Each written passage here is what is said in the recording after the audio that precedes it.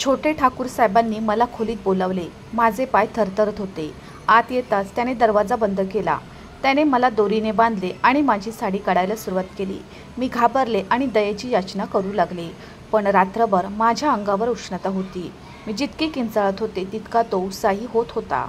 सकाळी त्याच्या उत्साहाने माझ्यात भर पडताच मी किंचाळले, कारण बेडशीट पूर्ण रक्ताने भरलेली होती। मित्रांनो, अशा मनोरंजक कथा ऐकण्यासाठी चॅनलला सबस्क्राईब करा। घराबाहेर खूप आवाज आला।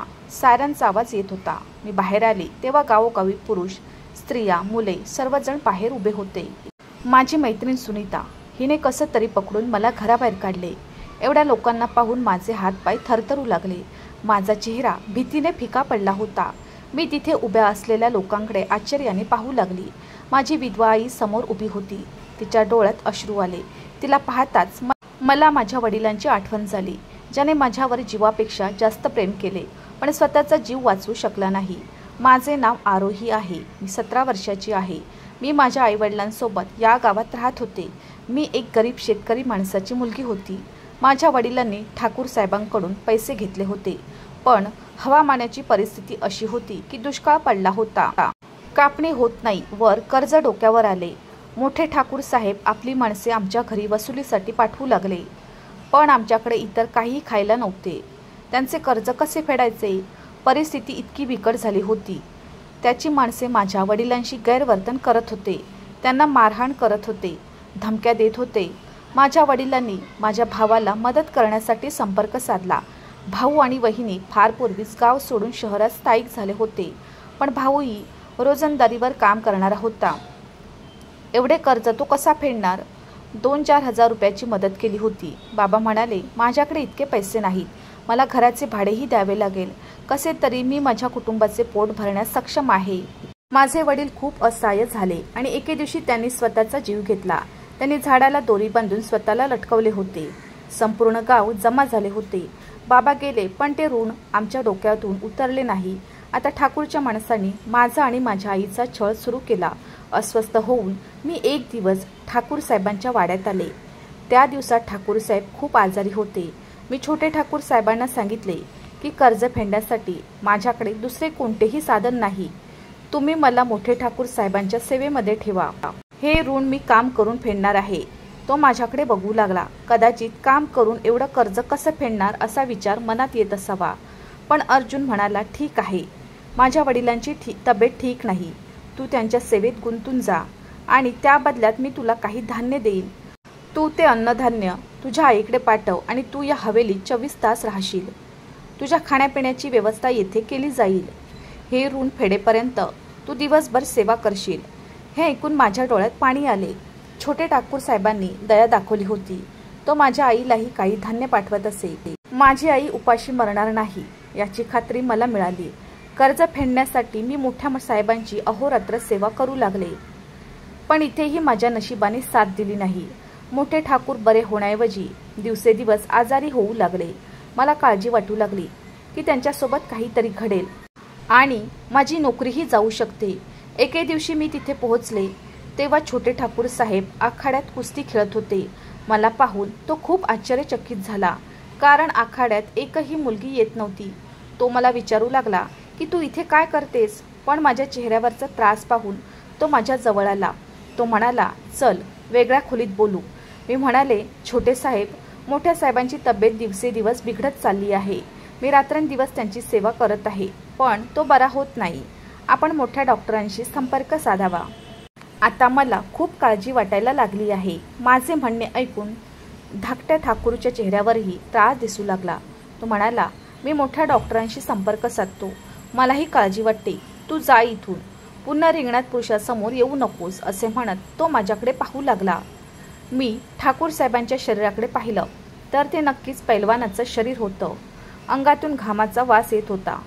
तो दिसायला खूपच देखणा होता। अर्जुन माझ्याकडे बघत म्हणाला, आरोही, तुला काही बोलायचे आहे का? मी नाही मध्ये मान हलवली आणि मान टेकून तिथून निघू लागले। अचानक अर्जुनने माझा हात धरला आणि पुन्हा माझ्याकडे का पाहत होतीस असे विचारले। काय बोलू तोंडातून बाहेर पडले। छोटे ठाकूर, मी आजवर एकही पैलवान जवळून पाहिला नाही। तुम्हाला बघून मला तुमच्या ताकदीचा अंदाज येत होता। माझे बोलणे ऐकून अर्जुनच्या चेहऱ्यावर हसू उमटले.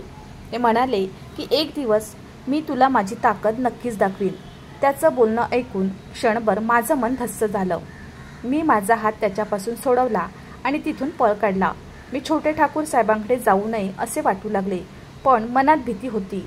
मोठे ठाकूर साहेबांना काही झाले तर दोष माझ्यावरच येईल. ते लोक म्हणतील की मी माझ्या वडिलांचा बदला घेत आहे. शेवटी मोठे ठाकूर साहेबांमुळेच माझ्या वडिलांनी स्वतःचा जीव घेतला.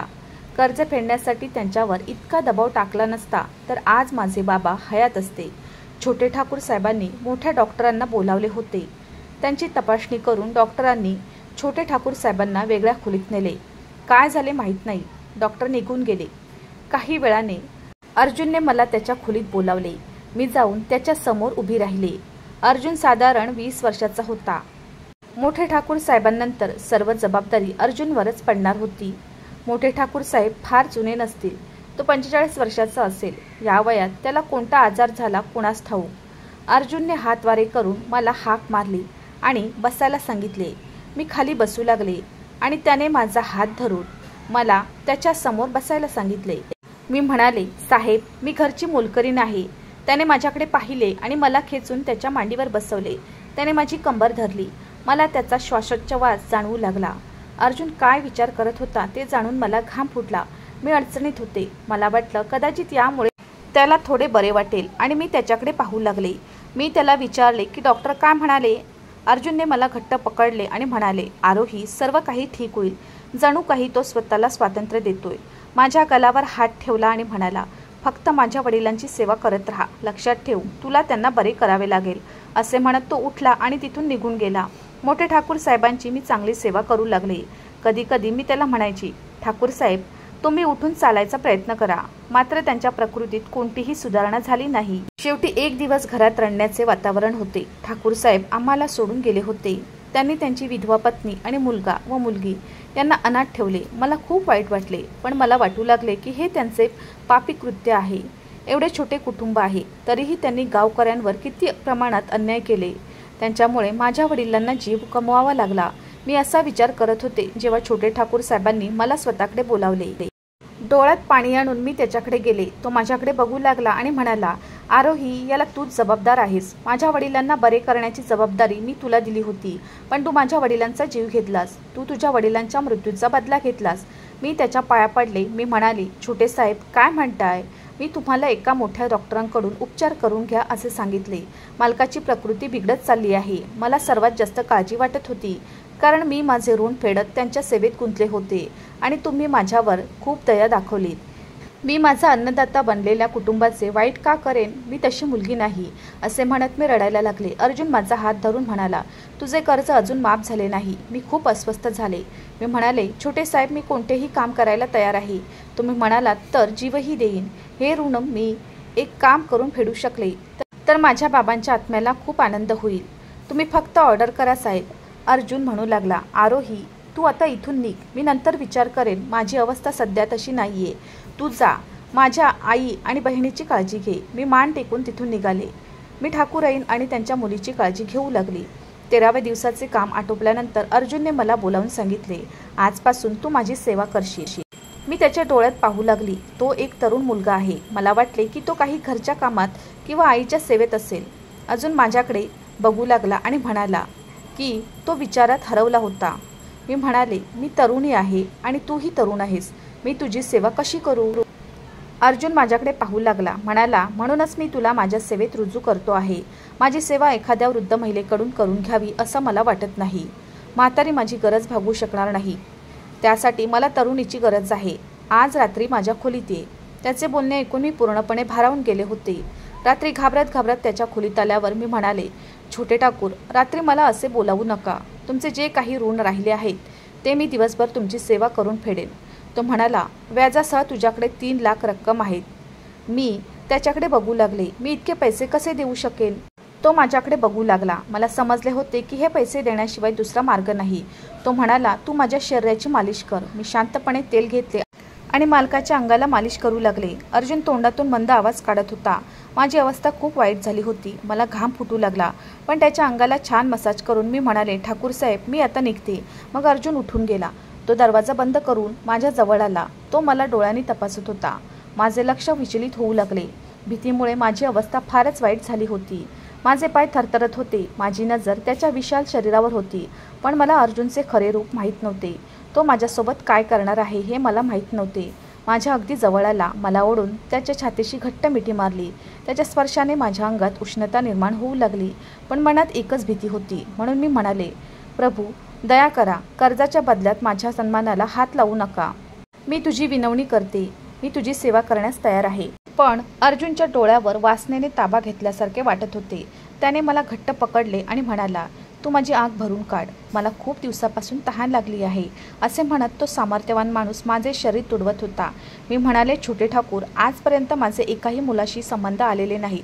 मी खेड्यातील मुलगी आहे. माझा आदर गमावला तर मी कोणाला तोंड दाखवू शकणार नाही. माझ्या डोळ्यातून अश्रू वाहू लागले. मी निरागस चेहऱ्याने अर्जुनकडे बघू लागली आणि म्हणाली, तुझ्या आरोहीला असं करू नकोस. बाकी सगळं करायला मी तयार आहे. त्याने मला जबरदस्तीने त्याच्याच बेडवर फेकून दिले. तो माझ्यावर चढला आणि माझ्या शरीरावर हात फिरवू लागला. तो म्हणाला, तू किती नाजूक आहेस. ज्याच्यासाठी तो वेडा झाला होता आणि माझ्यावर पूर्ण वर्चस्व गाजवलं होतं. मी जोरजोरात ओरडू लागले. मला वाटले की माझा आवाज इतरांपर्यंत पोहोचला तर कोणीतरी माझी इज्जत वाचवेल. मात्र याचा अर्जुनला अधिकच राग आला. त्याने माझे हात पाय दोरीने बांधले होते. मी धडपडत होते. तो म्हणाला, मी तुझे नाजूक शरीर मजबूत करीन. मी तुझे मनही मजबूत करीन. त्यानंतर तुला लाज वाटणार नाही. तू सगळं विसरून स्वतःहून माझ्याकडे येशील. तू तुझे शरीर माझ्या स्वाधीन करशील. तू म्हणशील, अर्जुन माझ्यावर प्रेम कर. मला तुझा जंगली स्वभाव दाखव. त्यावेळी मी तुटून पडेन आणि म्हणेन की मी तुझ्यावर प्रेम करेन. तो खोलीच्या बाहेर गेला. काही वेळाने तो खोलीत आला आणि दरवाजा लावून घेतला. मग माझ्या पोटावर गरम गरम कोळशाची डबी ठेवली. मी थरथरू लागले. मी किंचाळले. मी म्हणू लागले, छोटे ठाकूर, मला सहन होत नाही. दया करा. माझ्या पोटावरची त्वचा जळत होती. मी म्हणाले, छोटे ठाकूर, तुम्ही म्हणाल ते मी करेन. मी प्रचंड थरथर कापत होते. माझ्या चेहऱ्यावर वेदना होत होत्या. त्याने माझ्या पोटातून ती पेटी उचलली. त्यात गरम कोळसा भरला होता. त्यामुळे पोटावर ठेवताच मी उष्णतेने करडू लागले. कदाचित माझी त्वचाही लाल झाली असती. मग तो उभा राहिला. मग त्याने थंड बर्फ आणला. पुन्हा माझ्या पोटावर ठेवला. सुरुवातीला उष्णतेमुळे होणारी जळजळ हळूहळू कमी होऊ लागली. पण काही वेळातच मी थंडीने थरथरू लागले. दयेची याचना करू लागले. त्यानंतर तो मला सोडून गेला. माझी दोरी उघडली. तो म्हणाला, आता मला खुश कर. मी इतकी घाबरले होते की मी मालकाच्या प्रत्येक गोष्टीचे पालन करू लागले. त्याने रात्रभर माझ्या शरीरावर अत्याचार केले. आता तर माझ्या डोळ्यातून अश्रूही येत होते. हा खोटारडा माणूस पुन्हा माझ्यासोबत असे कृत्य करू शकतो अशी भीती वाटत होती. सकाळ झाली तेव्हा खोलीची दुरावस्था होती. चादर पाहून माझे हृदय थरथरले. अर्जुनने मला आपल्या मांडीवर घेतले आणि माझ्या खोलीत आणले. माझी अवस्था इतकी वाईट होती की मी दिवसभर तिथेच पडून राहिले. दुपारी अर्जुन माझी चौकशी करायला आला. त्याने माझ्या कपाळाचे चुंबन घेतले आणि सांगितले की कालची रात्र माझ्या आयुष्यातील खूप सुंदर रात्र होती. तुझ्या चेहऱ्यावरची ती वेदना मला समाधान देत होती. तू खूप चांगले काम केले. मी लवकरच तुझे सर्व कर्ज माफ करीन. असे म्हणत तो माझ्याकडे बघून हसायला लागला. मी उठून बसले. अर्जुनचा हात धरला. त्याला म्हणाले, अर्जुन माझ्याशी असं करू नकोस. मला हे सहन होत नाही. तू सगळं सहन करशील असं म्हणत अर्जुन माझ्याकडे मोठ्या प्रेमाने पाहू लागला. तो हसत हसत खोलीतून बाहेर पडला. मला आश्चर्य वाटले की मी असे त्याचे मन जिंकू शकेन का. अर्जुन मला दिवसभर कोणतेही काम करायला लावत नाही. पण रात्र होताच त्याने मला त्याच्या खोलीत बोलावले आणि पुन्हा तसे वागू लागला. तो रोज माझा छळ करू लागला. माझी प्रकृती दिवसेदिवस खराब होत चालली होती. महिनाभर मी सगळं सहन केलं. पण माझा हळुवारपणा त्याचं मन विरघळू शकला नाही. पण एके दिवशी माझा एक शेजारी ठाकूर साहेबांच्या घरी आला. त्याने मला सांगितले की तुझ्या आईची प्रकृती खूप वाईट आहे. गरीब बाई खूप आजारी आहे. आज तू जाऊन आईला भेट. ठाकूर यांची परवानगी घेऊन मी आईला भेटायला गेले होते. पण माझी स्वतःची अवस्थाही खूप वाईट झाली होती. जेव्हा माझी आई मला भेटली आणि मला विचारले की बेटा तू कशी आहेस, मी ढसाढसा रडायला लागले. मी आईला सगळं सांगितलं. त्या व्यक्तीने माझा छळ केला होता हे ऐकून आईच्या डोळ्यात पाणी आले. दिवसभर तिच्यासोबत घालून रात्री ठाकूर साहेबांच्या घरी आले. ठाकूर साहेबांची खूप भीती वाटत होती. त्या रात्रीही त्याने माझ्याशी असेच क्रूरपणे कृत्य केले. पण त्याने मला सोन्याचे ब्रेसलेट घालायला लावले. माझा इतका छळ करणाऱ्या व्यक्तीकडे मी आश्चर्याने पाहू लागले. तो मला सोन्याच्या बांगड्या का घालायला लावतोय. त्याने माझ्या कपाळाचे चुंबन घेतले आणि म्हणाला, आरोही, मी तुझ्यावर खूप आनंदी आहे. आजवर मी ज्याचा शोध घेत होतो ती शांतता तू माझ्या मनाला दिली आहेस. तू माझ्या मुलाला जन्म द्यावा अशी माझी इच्छा आहे, असे म्हणत त्याने त्याचे ओठ माझ्या ओठावर ठेवले आणि त्याच्या हृदयात खोलवर गेला. पण मी शांत बसले होते म्हणून त्याने मला सोडले आणि विचारले की तू मला साथ का देत नाहीस. मी म्हणाले, अर्जुन, तू माझ्याशी असे का करतोस? गेल्या 1 महिन्यापासून तू मला वेदना देत आहेस. कधी माझ्या पोटात गरम कोळशाचा डबा ठेवतोस तर कधी त्यात बर्फ घालतोस. तो म्हणाला, तू खूप नाजूक आहेस. मी तुला माझ्या लायक बनवत आहे, तुला बलवान बनवत आहे. असे म्हणत त्याने गरम कोळशाचा डबा हातात धरला. म्हणाला, बघ, मी सहन करतोय, मग तुला का नाही जमत? याद्वारे मी तुला फक्त मजबूत बनवत आहे, माझ्या प्रेमाला कमकुवत करत नाही. मला तू खूप आवडतेस, पण मी तुला आणखी दुखवायचे नाही असे ठरवले आहे. तू पूर्वीपेक्षा खूप मजबूत झाली आहेस, म्हणून मी तुझ्यासाठी हे ब्रेसलेट आणले आहे. असे म्हणत तो माझ्यासमोर बसला आणि माझ्याकडे बघतच राहिला. त्याच्या डोळ्यात मला माझ्यावरचं प्रेम दिसत होतं, जरी त्याने हे स्वतःच्या तोंडून कधीच सांगितले नाही. कदाचित त्याला प्रेम कसे व्यक्त करावे हे माहीत नसेल. हा कोणता छंद? मला असे त्रास देऊन मला मजबूत बनवायचे आहे. त्याचे डोके तर फिरले नाही ना. मला खूप दुःख झाले. माझ्या डोळ्यातून अश्रू वाहू लागले. अर्जुन म्हणाला, हे अनमोल अश्रू असे वाहू नये. त्याने मला मिठी मारली. त्या रात्री त्याने मला प्रेमाने जवळ ठेवले आणि माझ्या अंगाला गुदगुल्या करायला सुरुवात केली. अर्जुनचे हे रूप मला ओळखता आले नाही. शेवटी हा कसला वेडेपणा! क्रूरतेला काही परिसीमा नव्हती. त्याने त्याच्या प्रेमाला कुठे नेऊन ठेवलंय असा माणूस मी आजपर्यंत पाहिला नाही. पण दुसऱ्या दिवशी सकाळी आवाज ऐकून मला धक्काच बसला. माझी मैत्रीण सुनीता माझ्याकडे आली. बाहेरचे दृश्य पाहून माझ्या डोळ्यात पाणी आले. गावकऱ्यांसोबतच एक रुग्णवाहिका आणि पोलीस व्हॅनही बाहेर आली होती. पोलिसांनी ठाकूर साहेबांच्या मुलाला पकडून पोलीस ठाण्यात नेण्यास सुरुवात केली. गावातील लोक संतापले होते आणि मी पूर्णपणे कोंडीत सापडले होते. एकीकडे अर्जुनचे ते रूप मला अस्वस्थ करत होते आणि दुसरीकडे अर्जुनचे काल रात्रीचे ते प्रेम. अर्जुन माझ्याकडे बघत होता. पोलीस त्याला जीपपर्यंत घेऊन जात होते. गावकऱ्याने आरडाओरडा सुरू केला. मी अनवाणी पळू लागले आणि अर्जुनच्या दिशेने आले आणि त्याचा हात धरला. मी पोलीस कर्मचाऱ्याला विचारले की त्याला कुठे नेत आहात. पोलीस म्हणाला, तुझ्या आईने तक्रार केली आहे. अर्जुन तुझ्यावर गुन्हा करतो हे आम्हाला माहीत आहे. आरोही, तू पण आमच्यासोबत पोलीस स्टेशनला ये आणि तुझ्यासोबत जे काही घडलं आहे त्याबद्दल लिहून दे. ठाकूरच्या अत्याचाराला संपूर्ण गाव कंटाळले होते. अर्जुनची नजर फक्त माझ्यावरच खिळली होती आणि मला काय करावं तेच समजत नव्हतं. मी म्हणाले, इन्स्पेक्टर साहेब, अर्जुन हा दिसतो तितका वाईट नाही. त्याच्या कच्च्या रूपातही एक हळूवार मनाची व्यक्ती दडलेली आहे. तुम्ही त्यांना सोडा. मी प्रयत्न करेन की अर्जुन आपले आयुष्य गावकऱ्यांच्या कल्याणासाठी घालवेल. त्याच्या आत दडलेल्या चांगल्या माणसाला मी जागृत करीन. अर्जुनने माझ्यासोबत जे काही केले ते प्रेम व्यक्त करण्याची त्याची पद्धत होती. कदाचित तो अशा वातावरणात वाढला असेल जिथे त्याला प्रेम कसे व्यक्त करावे हे माहीत नव्हते. पण मी त्याला शिकवीन. माझे म्हणणे ऐकून घेतल्यानंतर पोलिसांनाही आश्चर्य वाटले. ते म्हणाले की तुमची चूक आहे. अशी व्यक्ती कधीच सुधारू शकत नाही. मी म्हणाले की अर्जुन जर सुधारला नाही तर मी स्वतः त्याला घेऊन तुमच्या स्वाधीन करीन. आज गावकऱ्यांसमोर हात जोडले होते आणि त्या सर्वांकडून त्याला संधीची अपेक्षा होती. हळूहळू सगळे निघून गेले. मी म्हणाले, अर्जुन, आता माझ्या खांद्यावर मोठी जबाबदारी आहे. अर्जुन माझ्याकडे आला. डोळ्यात अश्रू आणत तो म्हणाला की माझे वडील क्रूर व्यक्ती होते. त्याच्यासोबत राहताना मीही त्याच्या पावलावर पाऊल ठेवू लागलो. जरी माझी आई एक कोमल मनाची व्यक्ती आहे आणि कुठेतरी तिचा कोमलपणा माझ्या हात आहे. आतापासून सगळी जबाबदारी तुझ्या हातात आहे. अर्जुनने गावाच्या सर्व जबाबदाऱ्या माझ्यावर सोपवल्या आणि मी माझे आयुष्य गावकऱ्यांच्या कल्याणात घालवले. अर्जुनने माझ्याशी लग्न केले आणि हळूहळू मी त्याला प्रेम कसे करावे हे शिकवले आणि शेवटी प्रेमामुळे चांगल्याचा वाईटावर विजय झाला. मित्रांनो, मला आशा आहे की तुम्हाला आमची कथा आवडली असेल. कथा आवडली असेल तर व्हिडिओला लाईक करा. चॅनलवर नवीन असाल तर चॅनलला सबस्क्राईब करा आणि हो, नोटिफिकेशन बटन दाबा जेणेकरून तुम्हाला पुढील अपडेट्स सर्वात आधी मिळतील. तुमचा मौल्यवान वेळ कथा ऐकण्यासाठी दिल्याबद्दल धन्यवाद. पुन्हा भेटू अशाच एका नवीन कथेसोबत.